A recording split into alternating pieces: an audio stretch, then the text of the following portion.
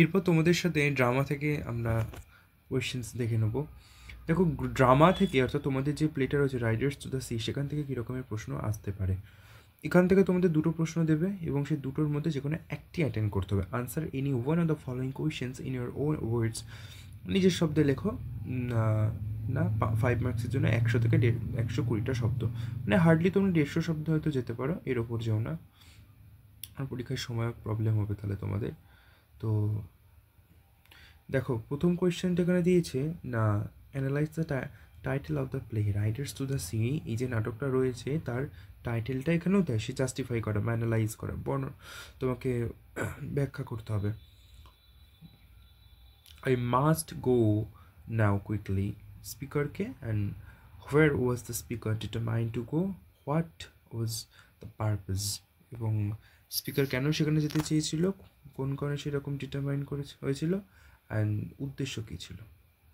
Where was the speaker determined to go, তিনি কোথায় যাওয়ার জন্য সিদ্ধান্ত নিয়েছিলেন এবং সেখানে যাওয়ার উদ্দেশ্য কী ছিল। এরপরে তোমাদের নন টেক্সচুয়াল গ্রামার। পুরোনো সিলেবাসে তোমাদের গ্রামার থাকতো টেক্সচুয়াল, কিন্তু এখন যেটা বিষয়, এখন টুইস্ট হলো নন টেক্সচুয়াল, অর্থাৎ তোমাদের যে বাক্যগুলো থাকবে সেগুলো কোনো তোমাদের টেক্সটের গল্প বা কবিতার লাইন তুলে দিয়ে প্রশ্ন হবে না। কিন্তু আগের ওল্ড সিলেবাসে গল্প কবিতার অর্থাৎ টেক্সটের লাইন তুলে প্রশ্ন আসতো, সেটা থেকে কোনো গ্রামাটিক্যাল কোয়েশ্চেন আসতো, যেমন সনেট থেকে তোমাদের এলো বা হক রোস্টিং থেকে এলো বা 3 কোয়েশ্চেন থেকে এলো, সেটা এখন আর আসবে না। তো তোমাদের জয়নিং আসবে, স্প্লিটিং আসবে, ন্যারেশন চেঞ্জ আসতে পারে, আর্টিকেল পজিশন আসতে পারে, এরো কারেকশন আসতে পারে, এই প্রত্যেকটা জিনিসই তোমাদেরকেও শিখতে হবে। তো এখানে প্রথম প্রশ্নটা এসেছে, দেখো কিনা joining, join into a compound sentence. এরপরের প্রশ্ন কি রয়েছে, অরে না স্প্লিটিং আছে। এরপরে তোমাদের রয়েছে আর্টিকেল প্রিপোজিশন, যেটা তোমরা ছোট থেকেই শিখে আসছো। এরকম আর্টিকেল প্রিপোজিশন তোমাদের 1টা 2টো 3টে থাকবে, তার জন্য 3 মার্কস। আর স্প্লিটিং জয়েনিংয়ের জন্য তোমাদের থাকবে 2 মার্কস। এরপরে তোমাদের রয়েছে রাইটিং। রাইটিংয়ে তোমাদের কি থাকছে, রাইটিং তোমাদের প্রথমে 10 নম্বরের জন্য থাকবে এসে রাইটিং। যেমন ধরো এখানে এসে রাইটিংটা রয়েছে, the internet is uses and abuses, অর্থাৎ ইন্টারনেটের ব্যবহার এবং এর কি অপব্যবহার রয়েছে, অ্যাবিউসেসগুলো রয়েছে, সেগুলো এখানে কিছু পয়েন্ট দেওয়া রয়েছে, সেগুলোকে তোমরা ইউজ করতে পারো। Connects globally, education, easy access to information, entertainment, buying and selling,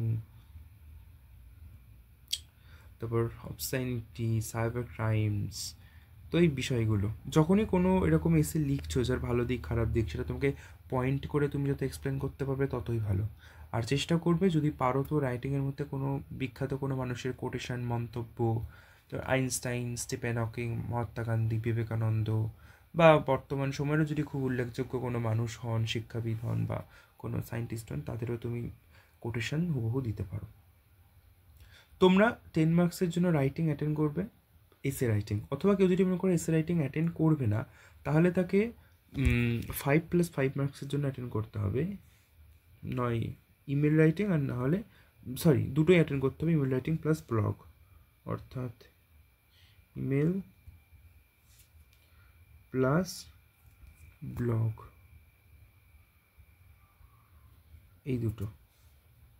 তো তোমাদের ইমেল রাইটিং অ্যাটেন্ড করতে হবে অথবা ব্লগ রাইটিং দুটোই অ্যাটেন্ড করতে হবে, এবং সেটা 5+5 মার্কসের জন্য। তাহলে তোমরা যদি এসে রাইটিং অ্যাটেন্ড করো তাহলে 10 মার্কস, আর তোমরা যদি এসে রাইটিং অ্যাটেন্ড না করো তাহলে তোমাদের অ্যাটেন্ড করতে হবে ব্লগ রাইটিং এবং ইমেল রাইটিং। দেখো এখানে রয়েছে ইমেল রাইটিং, আর এইটা হলো তোমাদের ব্লগ রাইটিং, এটাও 5 মার্কসের, আবার ইমেল রাইটিং এটাও 5 মার্কসের। এখানে ব্লগ বলছে the future of artificial intelligence and human লাইফের ওপর ব্লগ রাইটিং 75 ওয়ার্ডের মধ্যে, এবং ইমেলটা বলছে যে your English teacher requesting extra classes before the exam and explaining your difficulties. তো তোমার ইংরাজি টিচার, তাকে তুমি মেল করবে এক্সট্রা ক্লাসের জন্য, এবং তোমার যে সমস্যাগুলো রয়েছে সেগুলো এক্সপ্লেন করবে। তো 5+5 তোমাকে এরকম রাইটিং অ্যাটেন্ড করতে হবে। আর কেউ যদি এরকম অ্যাটেন্ড না করো তাহলে সরাসরি 10 মার্কসের জন্য তাকে এসে অ্যাটেন্ড করতে হবে। তাহলে নয় তোমরা এসে অ্যাটেন্ড করছো, আর না হলে তোমরা অ্যাটেন্ড করছো ব্লগ প্লাস ইমেল। আশা করি তোমরা তোমাদের স্ট্রাকচারটা বুঝতে পারলে, যেরকম তোমাদের প্রশ্ন আসবে। এবং এই কোয়েশ্চেন পেপারটা খুবই ইম্পর্টেন্ট একটা কোয়েশ্চেন পেপার, তার সাথে এর মধ্যে খুব গুরুত্বপূর্ণ থিমগুলোও তোমরা পাচ্ছ।